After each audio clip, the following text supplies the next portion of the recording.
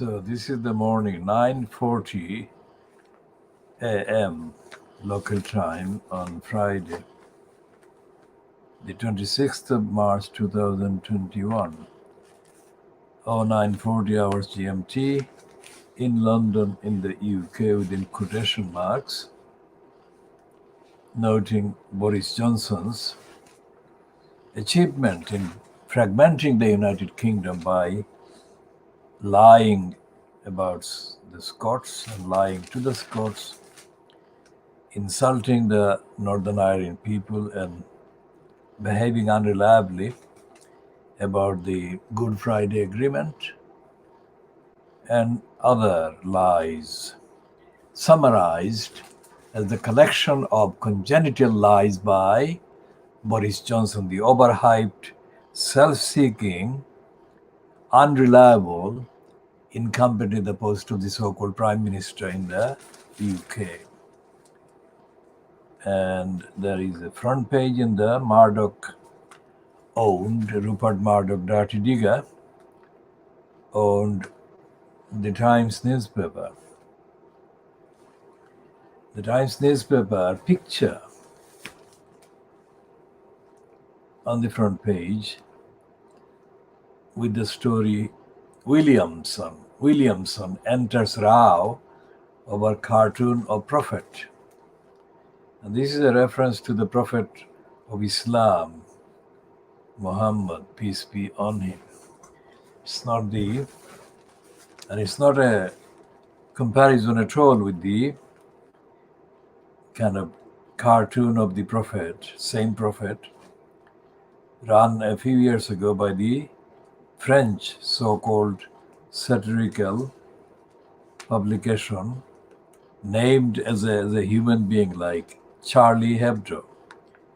Charlie is not the name of an individual in that magazine, it's the name of the magazine.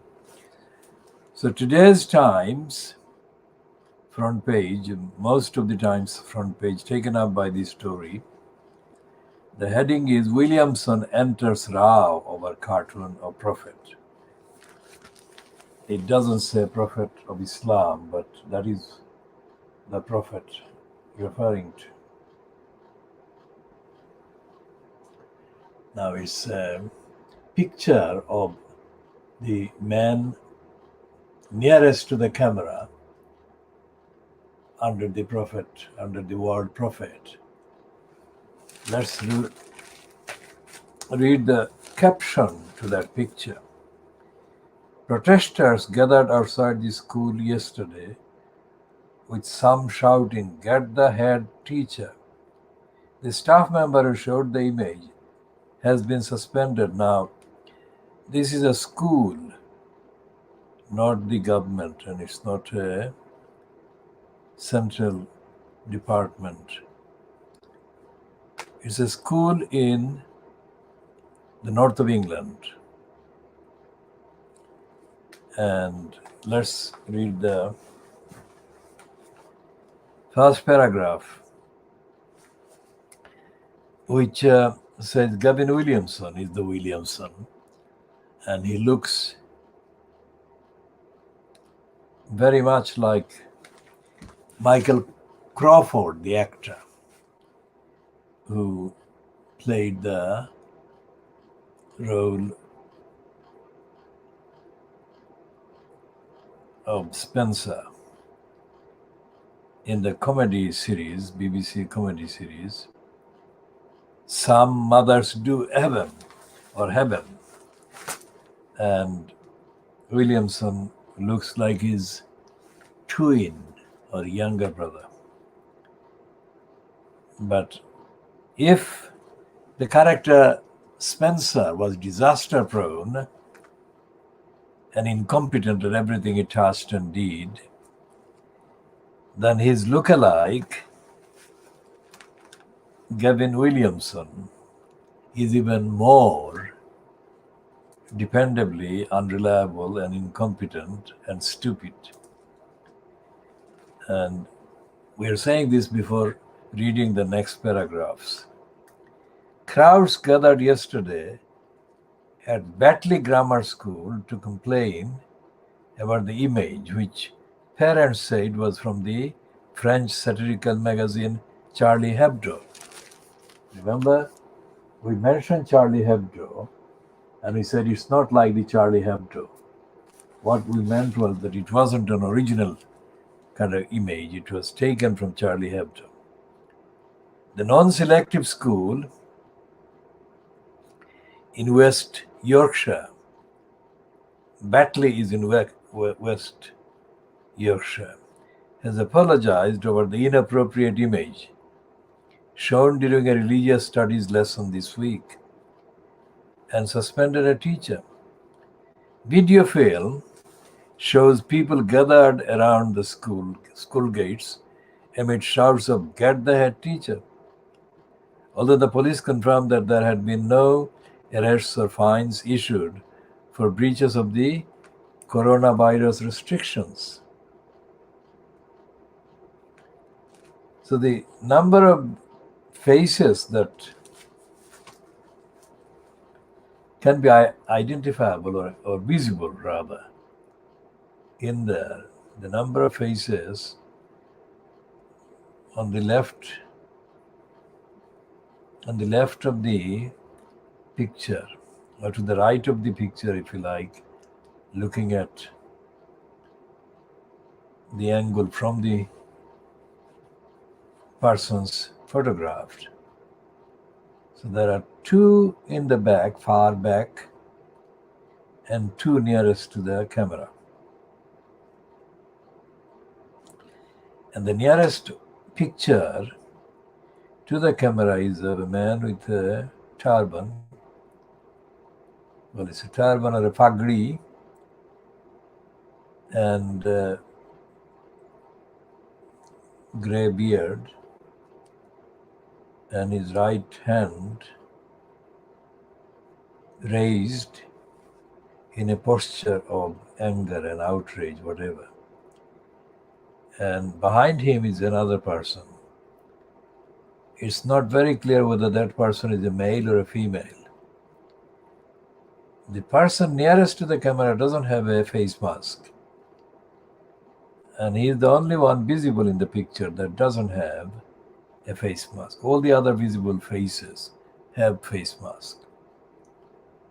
Now, quite why this person doesn't have the face mask is not explained, but it is typical. Most of the people in the Muslim community, in my observation, are not very particular about wearing face mask or maintaining social distancing. I don't make any particular personal comment, but I've noticed that is why that is so. It is a lax cultural kind of evidence. Why did this man not wear a face mask? Because he is being exposed as being, to that extent, irresponsible, socially irresponsible. Now back to the head teacher, who is the head teacher of the Batley School, Gary Kibble, confirmed the suspension of the staff member pending an independent formal investigation. And there is a quote: "The school unequivocally apologizes for using a totally inappropriate resource in a recent lesson," he said. The member of staff has also given their most sincere apologies. "We have withdrawn teaching on this part of the course, and we are reviewing how we go forward with the support of all the communities represented in our school." Parents at the protest said that they had attended to show the country Islamophobia won't be tolerated, and that the image is so offensive to us. And the name of a person, Muhammad Amin Pando, an imam and community figurehead who had met the head teacher, said, "What has happened is totally unacceptable, and we have made sure they are aware." There was a concern last night after the Purpose of Life, a local charity, identified the teacher on social media. Muhammad Sajjad Hussain, the founder of the organization, said that members were deeply hurt by his lesson. In a letter written to the school, he added, "Its sadistic behavior, even liberal democracies have a limit on freedom of speech. We can't use the expression freedom of speech to offend people." And it goes on in this vein. What I'm going to say is that protest is absolutely fine as far as the idea of the protest. I mean, they will be doing this, and this is not something that will be changed as a result of any comment that anyone else makes about them. But I'm going to make a comment on the record. This is West Yorkshire, and West Yorkshire is the main area from where all these reports about man born in England to Pakistani origin parents went on to become members of gangs, grooming mainly white girls for sexual exploitation, pimping on them, prostituting them, and so on. I have yet to see any similar protest by the community figureheads or the parents or anyone concerned about the welfare and well-being and the protection of the reputation and the duties of the so-called Muslim community in West Yorkshire. And I extrapolate, and I don't do that originally because I've said this before 1,000 times. 1,000 times over the many years, not in the last year, because we only started broadcasting in July 2020. The Muslim population is not as integrated among itself as the word may suggest or the phrase may suggest. And Muslims, when it comes to universal values, and I'm looking at the UK and the Western Europe and North America, the Muslims, at least as reported, are very quick to hold protests that relate to conduct of the non-Muslims. But when it comes to the conduct of Muslims among the Muslim community, such as in the context of the West Yorkshire protest featured in the Times today, in West Yorkshire, the Muslims are completely absent. So in terms of conduct, in terms of their surfacing appearance and showing their outrage or moral kind of engagement with the duties owed to the victims, these white girls, the Muslims have been dead. And this is outrageous. The Muslims' failure or the Muslims' choice to pretend that they don't know what is going on or don't know what had been going on is an absolutely serious major social offense and crime. What justification have these Muslims kind of figureheads or whatever got for, in effect, condoning, in effect, I'm not saying expressly, but in effect, condoning the organized and perhaps in some cases individual sexual exploitation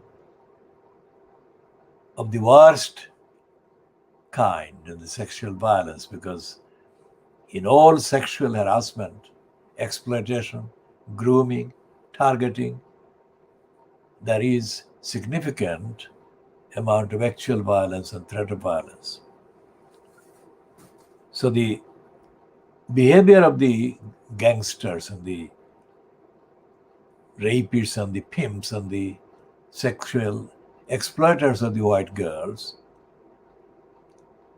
committed many offenses contrary to the written law, as they say,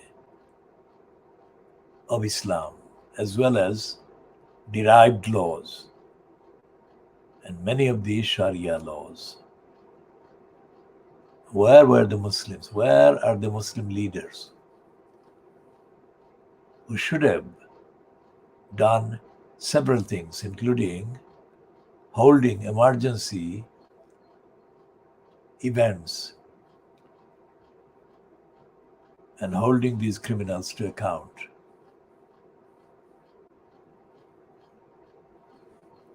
I'm looking at the Fleet Street papers. I'm not looking at the local papers in West Yorkshire, but I can imagine that there is hardly any report in the local papers and local media across West Yorkshire in north of England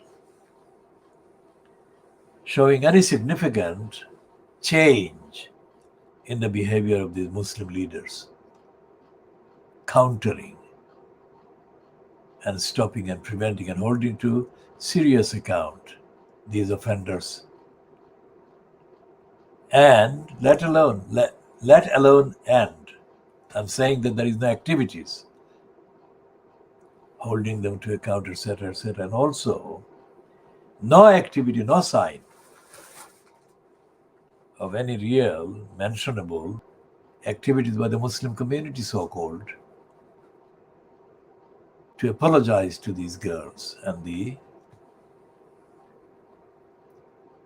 families and the relatives and whoever else, these white girls that have been abused in that way or any way. And why did they choose the white girls? I mean, why did they target them?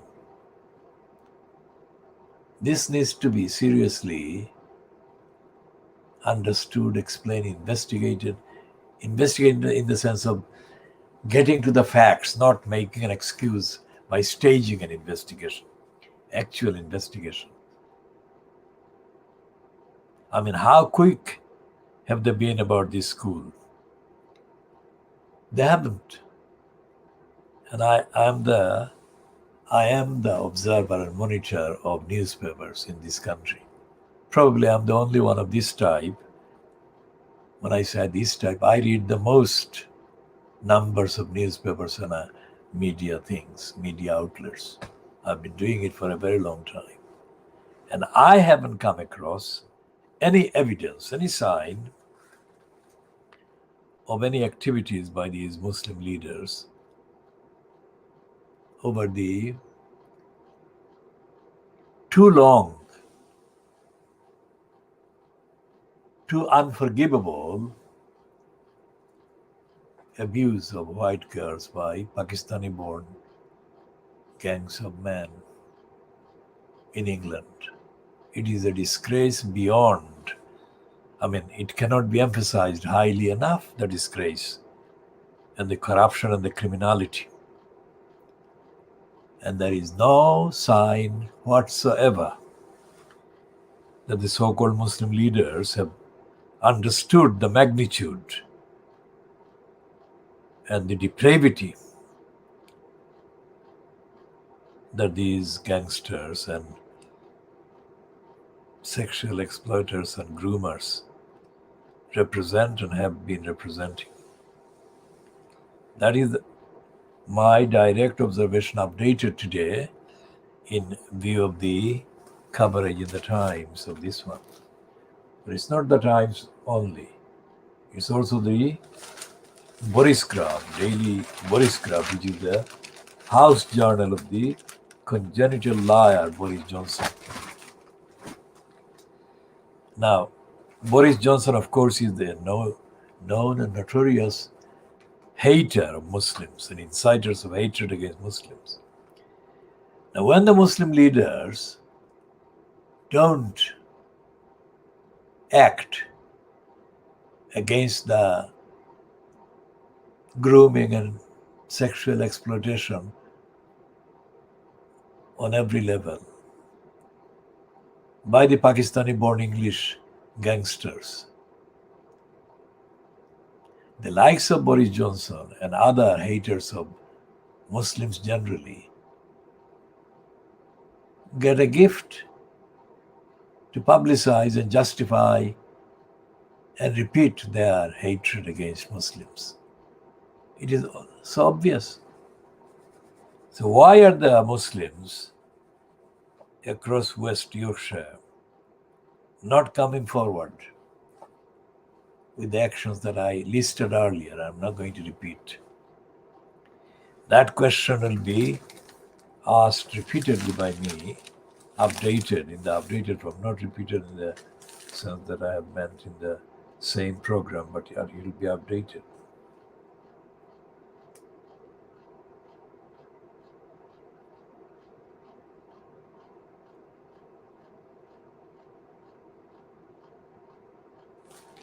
Now, if they are protesting against the cartoon and the teacher's comments or teacher's description within brackets of the beloved Prophet Muhammad, peace be on him, do these people showing their right to protest, etc., do they realize that the Prophet would not have sanctioned the behavior of the gangsters, groomers, rapists, etc.? Or is it the case, as the anti-Muslim websites claim, that the Prophet, who married more than once and he married persons that were aged about the same as the child age of children, that he was a pedophile? Now, what do the Muslims collectively have to say about all these allegations? Even if he was a pedophile, of course, the behavior of the West, Northern English rapists of Pakistani origin, is far worse than any alleged sex with underage children attaching to the Prophet. So there are lots of issues in the context of the West and Western societies that Muslims and Muslim leaders at various levels are failing to address and deal with. Now, this is a part of the state of being in denial about so many responsibilities. And I have said about Tar Hamlets, which has got significant Muslim population, that many children are being abused in Tar Hamlets by the members of their so-called families, that is to say biological families, biological relations. And this takes us again to the issue of the 4 schoolgirls from Bethnal Green that were cruelly, negligently betrayed by Tar Hamlets Council, which failed to or chose not to carry out its safeguarding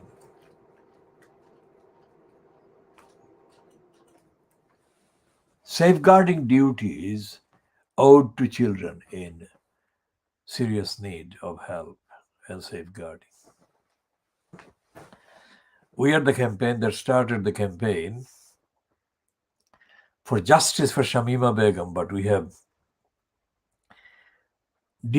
published the details of that statement, which is that the name Shamima Begum is the most widely reported among the names of the girls that were affected by the various failures.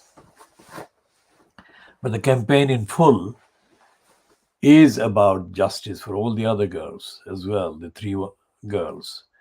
Whether they're dead or alive now is not what we are focusing on. We're focusing on the time when they were in most need of most help, because they were being targeted and they were being groomed. They were being groomed by whoever groomed them and targeted them during years of their very kind of vulnerable life. I mean, they were very vulnerable for various reasons. And one of the girls, Sharmina Begum, sounds similar to Shamima Begum, but this is Sharmina, who was the one that went to Syria in December 2014, just 3 months or so before the other three girls were publicly kind of reported to have gone to Syria via Turkey in February 2015. Now, that first girl, the Sharmina Begum, according to published accounts so far that we have seen, there may be accounts that are not published, accounts by people who have had dealings with them, who have spied on them, monitored them, whatever, exploited them. But according to the one item that has been accessible publicly, to us at least, and that source is contained, well, that source is the Wikipedia. And according to that entry about Sharmina Begum,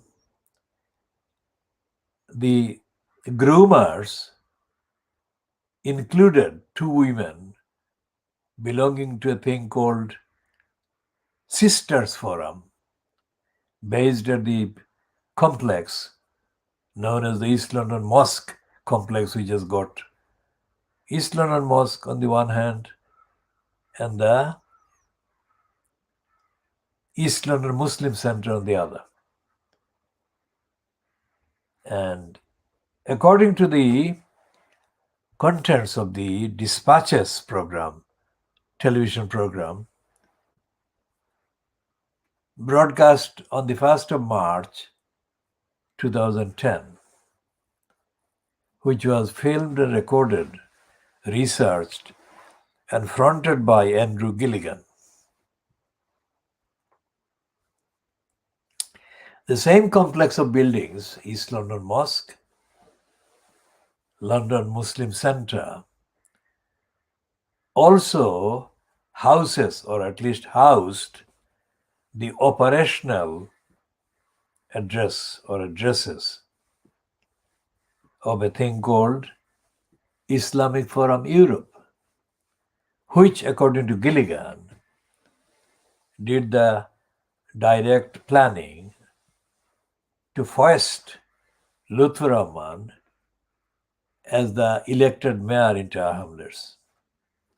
So what we are saying is the Tower Hamlets Council and the East London Muslim Centre or the London Muslim Centre, whatever the registered name of that centre or that complex of buildings is, they are not strangers, they are known to each other, and they had been known to each other. And on the Saturday, the 6th of February 2010, when I led